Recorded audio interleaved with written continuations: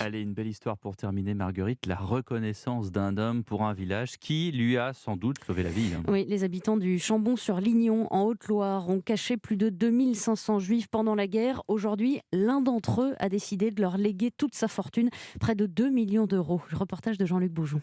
Tout commence il y a un mois avec le coup de fil d'un notaire qui apprend à la mairie du Chambon qu'un homme et riche femme, décédé quelques jours plus tôt, lui lègue toute sa fortune, à savoir 2 millions d'euros. Une somme énorme mais très peu d'explications, raconte Denise Vallat, adjointe à la mairie. Dans son testament, il ne s'étend pas beaucoup en disant en remerciement de l'aide que m'ont apporté les habitants du Chambon dans le domaine éducatif. Donc vous voyez, c'est quelque chose de très très vague. Commence alors pour Denise Vallat une véritable enquête. Erich Schwamm, juif autrichien, est arrivé au Chambon en 1943 avec son père et sa mère, fuyant leur pays annexé par l'Allemagne. Hébergé dans plusieurs familles, il restera 6 ans au village. Il a d'abord fréquenté l'école primaire et ensuite il va entrer à l'école Nouvelle-Sévenol où il va préparer son bac et le passer en 1949. C'est toute son adolescence qu'il a passée ici. Quelques années plus tard, il est naturalisé français et s'installe près de Lyon pour vivre, se marier et travailler. En tout cas, il n'a visiblement jamais oublié l'hospitalité des gens d'ici. Savoir qu'une personne a eu suffisamment de reconnaissance envers un village pour un geste pareil, c'est extrêmement émouvant. Et conformément à ses souhaits, une partie du legs servira à rénover l'école maternelle un peu ancienne du village.